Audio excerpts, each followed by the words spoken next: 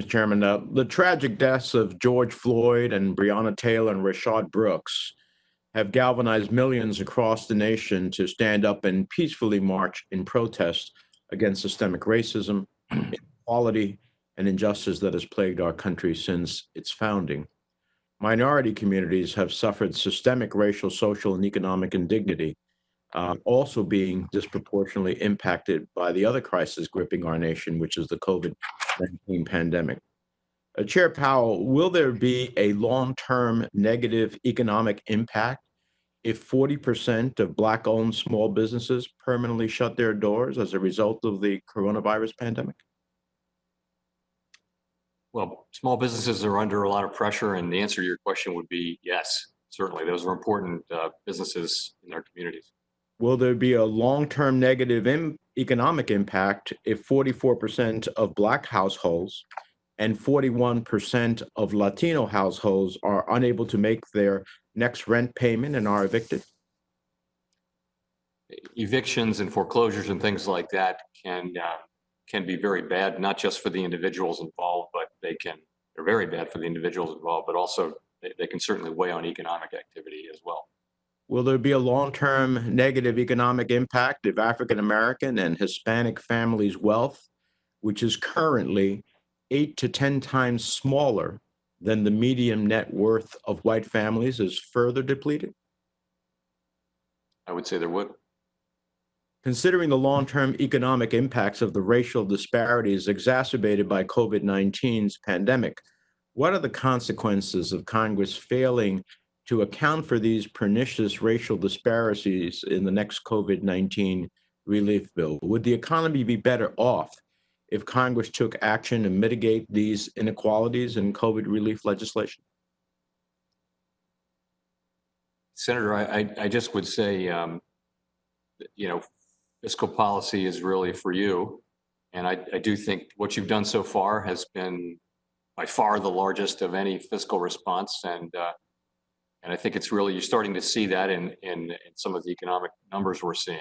Well, I appreciate that. My point that I'm driving at here is that we cannot ignore the reality that when one segment of our society, African Americans and Hispanics, disproportionately affected by COVID, disproportionately affected in their income, disproportionately affected in their business potential closures, you cannot have that whole segment of the economy ultimately doing so worse than everybody else and believe that the economy is going to do well when you look at the population that they have. So it certainly cries out for all of us, for the Fed, for the Congress, to be dealing with these realities, not just in terms of justice, but in terms of the national interest as well.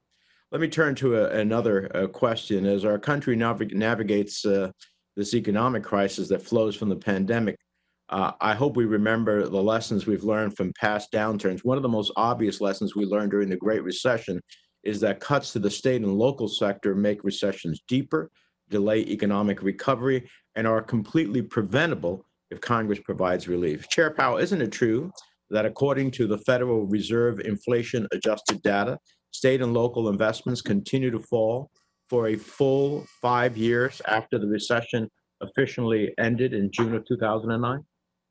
I don't know that number, but I wouldn't doubt it, Senator. I can commend it to you because I looked it up.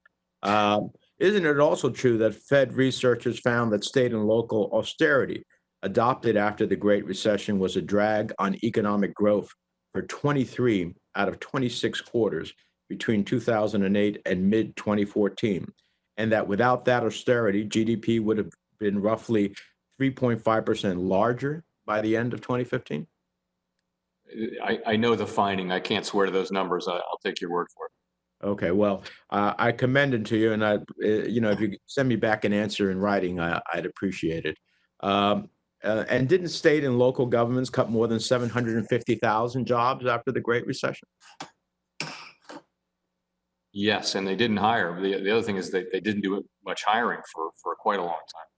So that's exactly where we're at right now. And given that current budget projections are far worse than even during the Great Recession, isn't it fair to say that unless Congress provides federal assistance to state and local governments to stem the shortfalls, that it will be significantly worse than they were during the Great Recession?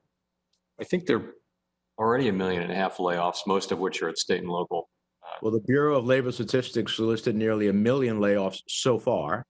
Moody's Analytics says that you need the $500 billion that Senator Cassidy and I, and along with other colleagues, have recommended for state and local governments. The absence of that, of any of that type of assistance, would mean 6 to 8 million more public service jobs. And it would be the irony of the pandemic that those who we need the most, police, firefighters, paramedics, healthcare professionals, during the course of the pandemic and maybe a rebound, would be the ones who would lose their jobs. So I hope that the Congress does respond. Thank you very much.